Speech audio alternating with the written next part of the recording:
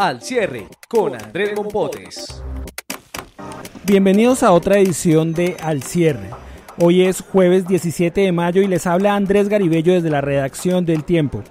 Hoy la atención continúa por la represa Hidroituango. La JEP ordenó suspender la extradición de Santrich y eso generó un choque de versiones en la justicia. Lo que viene, la OCDE se acerca a Colombia y Roca al Parque. Bienvenidos. Lo más leído en eltiempo.com. Lo más leído, sigue la tensión en Antioquia por la represa Hidroituango. Luis Alberto Miño, editor de Nación, nos va a contar qué lo que ha pasado en las últimas horas. ¿Qué dice EPM sobre la situación de la represa que cada vez es más grave? ¿O no, Luis Alberto? Sí, Andrés, lo que se ha planteado por parte de EPM es que la situación, pese a que el caudal del río Cauca no es alarmante, la situación sigue en alerta máxima debido a que se pueden presentar muchas eventualidades durante el proceso que ellos están realizando en estos momentos, que es intentar terminar el muro, la presa como tal, y que la represa se llene en su totalidad para que las aguas corran por el sistema que ellos tienen de vertimiento. Y entonces ellos dicen es que lo que hay que informarles a las poblaciones vecinas, a las poblaciones que están ubicadas en la zona de afectación, es que no pueden bajar la guardia, que tienen que mantenerse en las zonas altas y porque él no descarta que esto continúen pasando fallas como las que ya se han presentado en los últimos días. ¿La gente sí ha hecho caso en la zona o no? Sí, los habitantes han evacuado, sobre todo en Puerto Valdivia, que es el corregimiento de Valdivia más cercano al paso del río Cauca después de la represa. Pero pues como en estos casos ocurre, la situación en los albergues, en las carpas se complica y la gente tiende a bajar nuevamente a sus hogares. Entonces eso es un poco la preocupación de las autoridades. Hubo una reunión con los alcaldes en el mediodía de hoy en la que se les dijo de los problemas que se están manejando, de lo delicado de la situación y que no se puede bajar la guardia y que tienen que insistir que la gente no baje, y por eso se está hablando de un toque de queda en Valdivia y en otras poblaciones de la zona de influencia para evitar que la gente en la noche regrese a sus hogares. ¿Por qué se está hablando que es una pelea contra el reloj?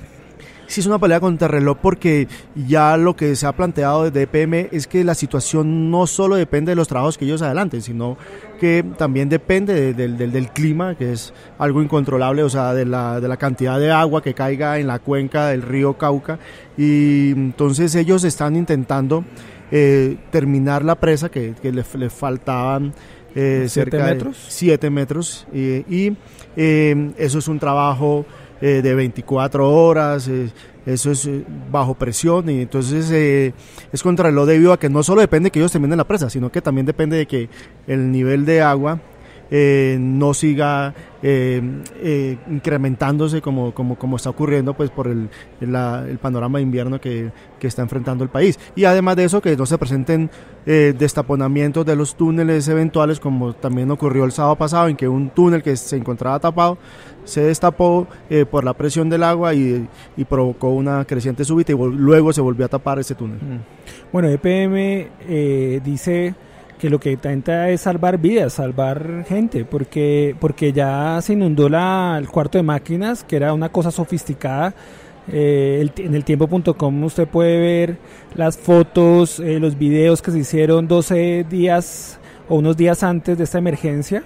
Los invito a verlo, ahí se ve que es todo muy tecnológico, tal, eso ya se perdió, ¿no? Un poco. Sí, ellos básicamente lo que han dicho y lo que han mantenido en reserva es que la prioridad es salvar vidas, la prioridad es evitar una tragedia, y entonces por eso todo lo que están intentando hacer es que esto ocurra. Todavía no están en la etapa de evaluación de los daños y en el futuro del proyecto Hidroituango. En estos momentos, dicen ellos, es tanto el gerente de EPM como el gobernador, como el alcalde, que la prioridad son evitar una tragedia por una posible avalancha o desbordamiento, y ya después de esa etapa, de superado esto, ya entrarían a evaluar el futuro del proyecto y los daños que podría tener todo el corazón. Obviamente nadie quiere que esto se desborde, pero ya hoy autoridades en Antioquia han dicho que eso es como un tsunami, ¿no? Si se llegara a desbordar, es un tsunami, arrasaría con poblaciones. Sería, incluso algunos expertos que esta mañana hablaban con El Tiempo, decían que pues es un tema de problema de ingeniería muy grave, ¿no? Sí, el tema, lo que dicen, lo que se está planteando en estos momentos es que inclusive ya hay una especie de mapa de un posible daño de todos los sitios donde se podría alcanzar, con cálculos del volumen de agua que tiene la presa y que en caso tal de una emergencia podría bajar por toda la cuenca del río. Y hay unos mapas de riesgo, inclusive se les está entregando a los alcaldes de los municipios hasta qué punto podría llegar el nivel del río para que tomen todas las precauciones. Se está hablando de que podría afectar no solo casas, sino también inclusive pistas aéreas de la zona, carreteras, y ya hay una especie de proyección de lo que podría causar una creciente súbita o un caudal muy fuerte del río en toda la cuenca, no solo en Antioquia, sino también en Sucre y en Bolívar. Bueno, Luis Alberto, pues le comento, ya la Fiscalía va a hablar del tema, Ministerio de Ambiente pidió apoyo a las Naciones Unidas. Bueno, esta noticia va a seguir el desarrollo, le invitamos a revisar eltiempo.com con toda la información de última hora sobre esta tensión que existe en el país, sobre lo que pase con la represa. Muchas gracias, Luis. Bueno, estaremos muy pendientes de todo lo que ocurra en Hidroituango. La clave de las noticias. La clave, la decisión de la JEP de suspender la extradición de Jesús Santrich generó un verdadero choque de trenes, tanto en el gobierno, el ministro del Interior se pronunció. Tenemos a John Torres, editor de Justicia del Tiempo, que nos va a comentar cuál fue la decisión y por qué generó tanto escozor en algunos sectores. Hola Andrés, pues se trata de una decisión polémica que de hecho yo creo que se va a terminar cayendo. Porque la JEP está desconociendo, la sala de revisión de la JEP está desconociendo ya cuestiones que están definidas de alguna manera en los procedimientos penales. Y la primera cosa que está desconociendo es que la solicitud formal de extradición del señor Santrich no ha llegado. Y tanto la competencia de la Corte Suprema en las extradiciones normales como en el caso de la JEP solamente se activaría cuando llegue la petición formal de Estados Unidos, algo que aún no llega.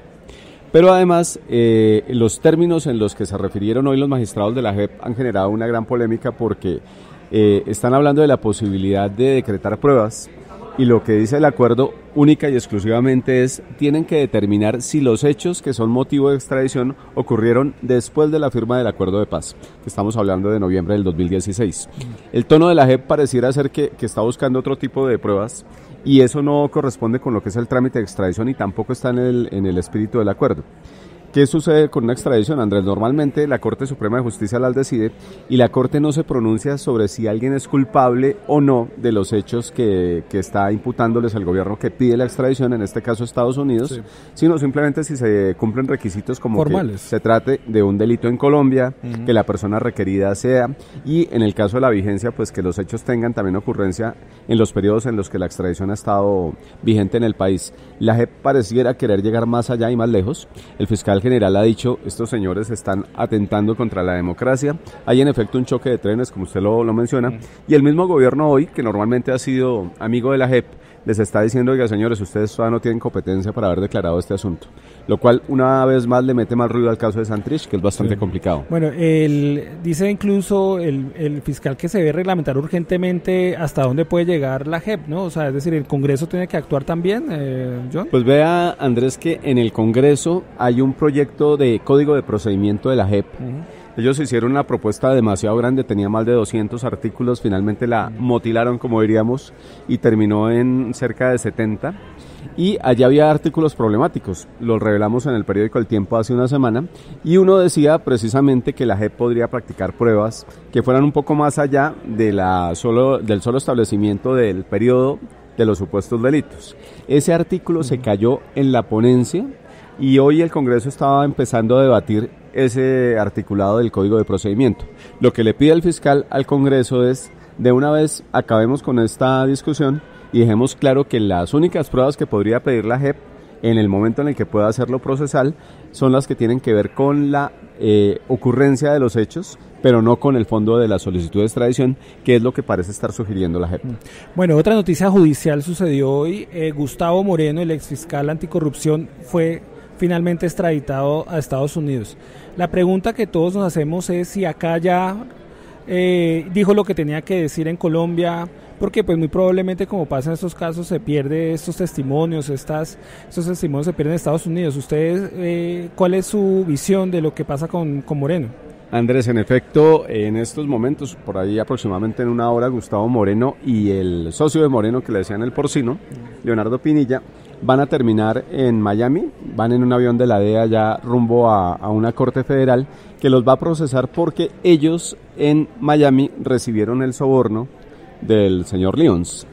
Yo creería que en el caso de Gustavo Moreno, la verdad, lo que ha hecho es bastante importante, tal vez se haya guardado algunas cosas, pero yo creo que sin la intervención primero de Lyons, que es quien delata a Moreno, y luego después de la decisión de Moreno de empezar a hablar, pues se llegó a develar algo que era un secreto a voces en Colombia, y es que los altos magistrados también están permeados por la corrupción. Recuerde usted que la confesión de Moreno es la que tiene preso al ñoño Elías, a Musa Besaile sobre todo, pero también a Francisco Javier Ricaurte, que era un hombre muy poderoso en la justicia, un intocable, expresidente de la Corte, que seguramente va a poner en muchos líos a Leonidas Bustos, otro señor bien polémico, pero que era muy poderoso en la justicia, y que probablemente ponga en la cárcel cuando la Corte Suprema aboque el caso, eso estamos en el trámite, a un magistrado activo de la Corte, que es el señor Gustavo Malo. Ok, John, muchas gracias por su análisis de estas dos noticias del día, y esperamos más información mañana en la edición de El Tiempo impreso sobre estos casos. Lo que viene para su información. En lo que viene, y muy posiblemente muy pronto, es el ingreso de Colombia a la OCDE. Hoy el Comité de Comercio admitió al país en este club de buenas prácticas. Estamos con Mauricio Galindo, editor de Económicas del Tiempo, que nos va a explicar qué fue lo que pasó hoy, qué hace falta y cuándo podemos dar la noticia, que fue la gran promesa, una de las grandes promesas del presidente Santos, de que Colombia ingresara a este club de buenas prácticas. Mauricio. Bueno, hoy se supo que el Comité de Comercio, que es uno de los 23 comités que componen a la OCDE, admitió a Colombia.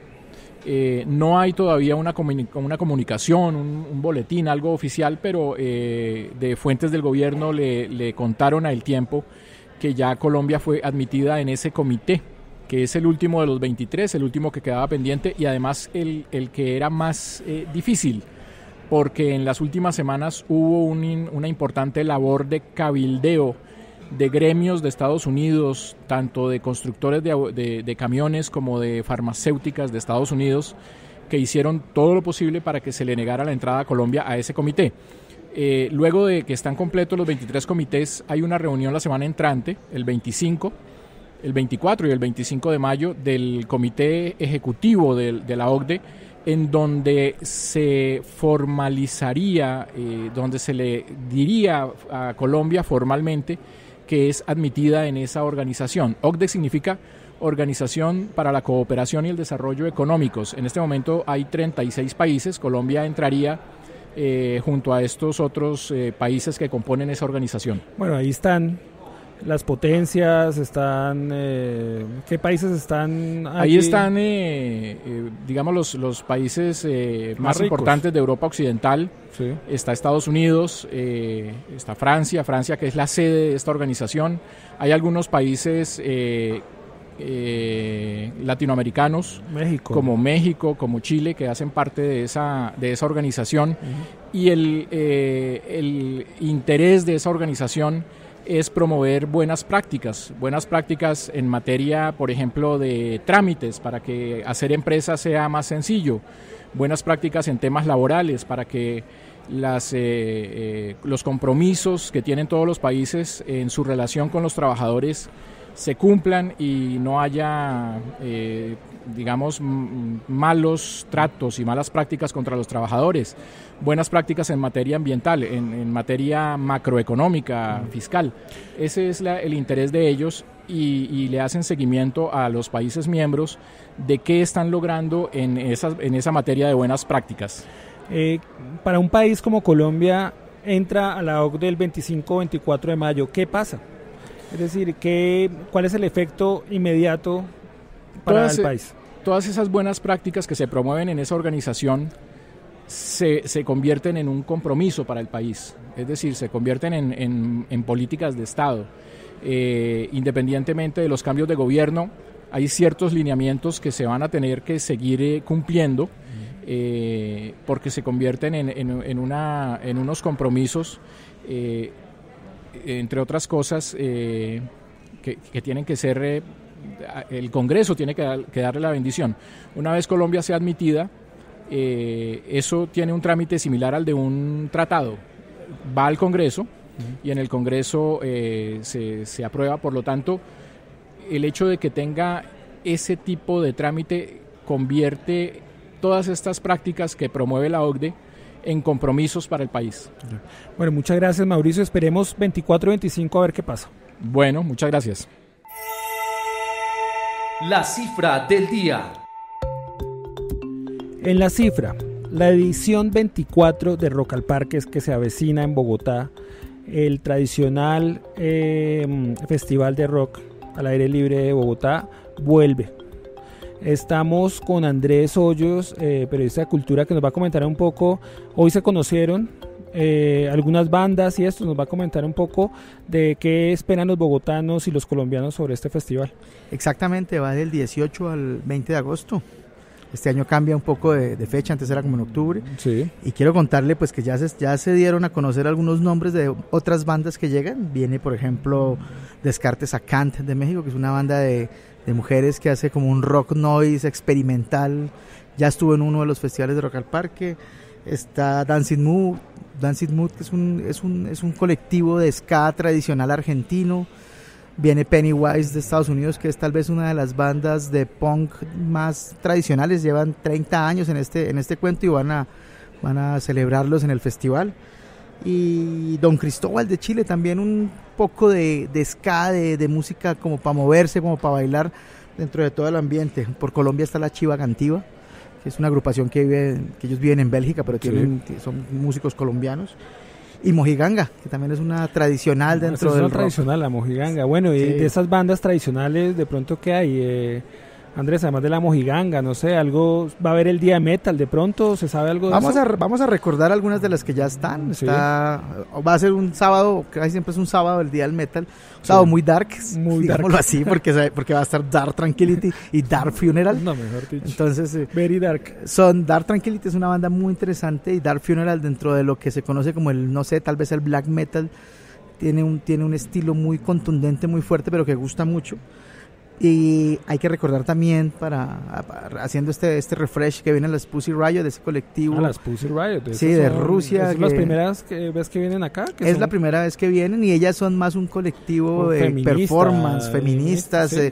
Han tenido problemas con Putin, han estado encarceladas. Pues eso es la noticia, ¿no? Sí. No, pues ellas ya se había dado a conocer un poco esto. Okay. Entonces ellas vienen también como para mostrar otro elemento dentro de lo que es Rock al Parque. Y yo quiero recordar también al señor Lee Ranaldo, que es un guitarrista recordado por una banda mítica del indie que se llamaba Sonic Youth.